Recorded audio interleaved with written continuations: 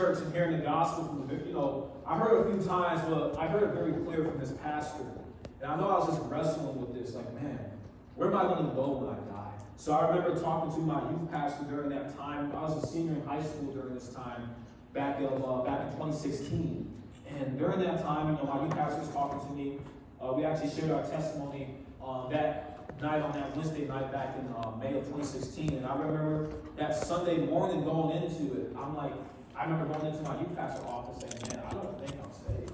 I don't think I know I'm going to heaven.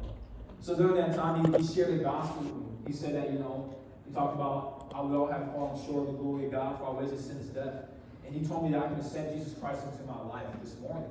And that Sunday morning, May 29, I put my faith and trust in Jesus Christ for the very first time.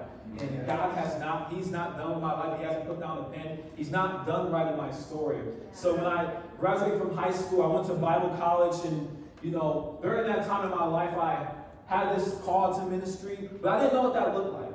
I honestly didn't know what that looked like. Maybe it was just serving in the background, whatever they wanted me to do. And I went to Bible college, and I remember going to New York City for the very first time for this missions trip. And I was scared out of my mind to share the gospel. Like, there was a lot of people there, right? It's in Brooklyn, it was in Times Square. Times Square, so many people there. So during that time in my life, I'm like, man, I can't do this. And, we practiced how to share the gospel with people. But I just remember just thinking to myself, I'm like, I cannot do this. It's like, I was going to go to New York City in a week. And I was just like, man, I need to pray about this because I don't know how God's going to use me. So I went to New York City back in 2018 when I was in Bible college. And I remember going to New York City and I was getting ready to share the gospel. And my dorm suit, Clarence, pulled me off the side and says, Darren, this is your time to share the gospel. This is your time to, we was in Brooklyn and platforms over there when they had the train stations and stuff. And he said, Darren, this is your time to preach the gospel. And I kind of looked at him, I'm like, bro, I don't know if I can do this. He's like, no. He's like, man, there are people are perishing, they need to hear Jesus. And that really started burdening me. Yeah. So I had this road trip that I did. I don't have my roads with me. But I did this road trip to share the gospel with people.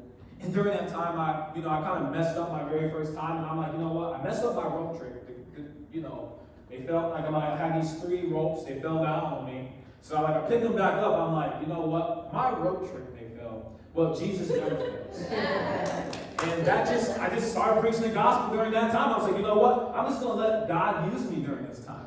I'm not going to be ashamed of the gospel of Jesus Christ anymore. And I remember giving my life, I remember just surrendering to God. So, you know what, God? I surrender whatever you call me to do.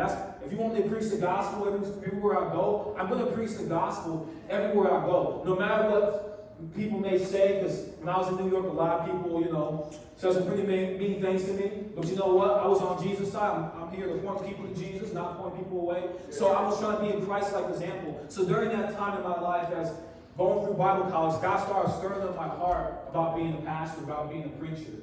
And I was thinking to myself, like, man, I don't like doing public speaking. I hate doing that. So when I was in high school, I did this one class on public speaking. I'm like, I would never do this again. Never. So it's crazy that God will call you to it. Yeah. He'll call you to preach, even though, you're shy or you don't want to speak in public or whatever the case may look like for you. But God's like, I'm calling you out your comfort zone. Yeah. I'm calling you to be boldness for me. Yeah. So when we did the prayer march not too long ago, man, just to see what God can do. And during that time, God started to stir up my heart about being an evangelist. And I'm like, I never would have thought God would call me into that. And until I met them, Janice, Haley, the rest of the team, they're serving at their church. But I never would have thought God would ever call me to be an evangelist, to travel all around the world to preach the gospel. Yeah. I'm like, wow, God, you will call me to that? Wow. So during that time, I just said, you know what?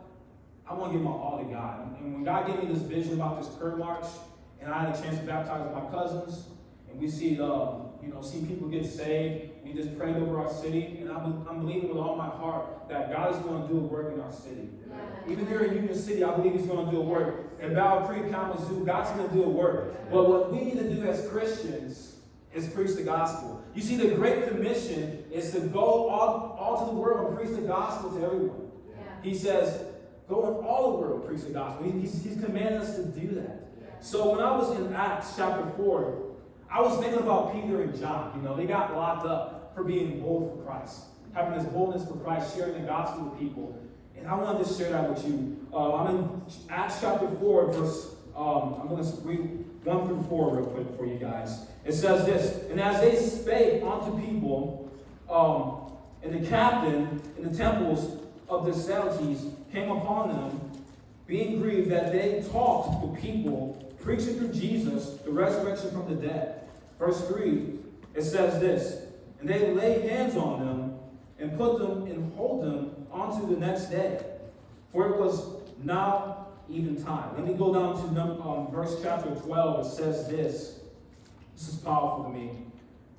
Neither is there salvation in any other, for there is none another name under the heaven given among the men whereby we must be saved. And then verse 13 it says this. Now, when they saw the boldness of Peter and John, they perceived that they were unlearned and ignorant men, of them that they'd been with Jesus. You know what's crazy about that? Peter and John, they've been with Jesus. During that time, they was with Jesus. They was walking with Jesus. They heard Jesus preach. And they was filled with the Holy Spirit. So they went out and preached the gospel to people so people can hear the good news of Jesus Christ. And during that time, you know, about 5,000 people heard them preach. You know what? They got locked up. But they had some boldness. And we live in America today that we can go out and tell people about Jesus. You know, some other countries, they can't do that. But we have the privilege here in America to go tell people about Jesus Christ, what he's done on the cross for us.